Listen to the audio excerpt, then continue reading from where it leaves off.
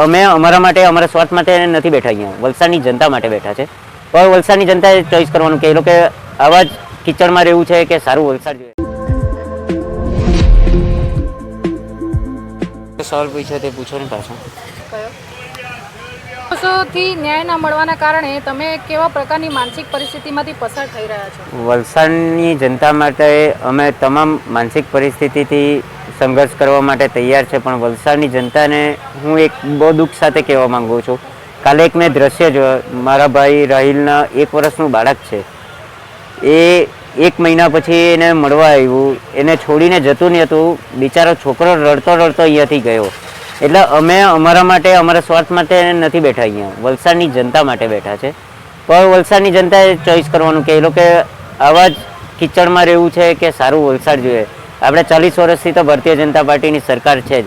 મને એક જગ્યા એવી બતાવો કે તમે તમારી ફેમિલી સાથે જઈને બેસી શકો. આવા બ્રિજો આવા ભ્રષ્ટાચાર કરશે તો વલસાડનું ડેવલપમેન્ટ ક્યાં જશે?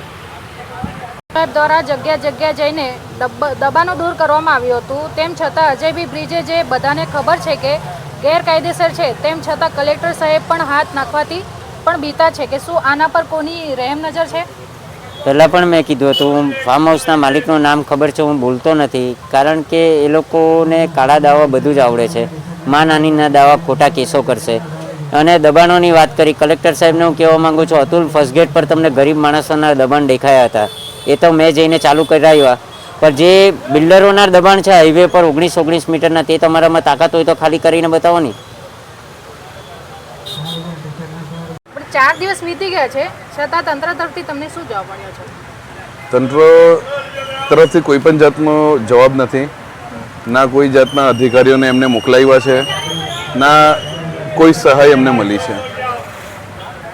આટલા દિવસોથી ન્યાય ના મળવાના કારણે તમે કેવા પ્રકારની માનસિક પરિસ્થિતિથી પસાર થઈ રહ્યા છો? જોવા જઈએ તો મારા મિત્ર મિત દેસાઈને બી એમને એક જૂની પ્રોબ્લેમ હતી, જે દાંતની, તેમાં બી ઘણો દુખાવો છે. ભૂખના કારણે મારા પણ માથામાં દુખાવો છે ને હવે અશક્તિ જેવું અહેસાસ થાય છે. પર હવે અમે લડત ઉપાડી છે વલસાડની જનતા માટે, તો અમે અમારો જીવ જશે પર અમે અહીંથી ઊભા નહીં થશું જ્યાં સુધી તંત્ર તરફથી કોઈ પણ યોગ્ય જવાબ ના મળે ત્યાં સુધી. તમને શું લાગે અહીંથી કોઈ જવાબ મળશે ખરો? મળશે. અમને એવી ચોખ્ખી ખાતરી છે કે એ લોકોએ જવાબ આપવો પડશે.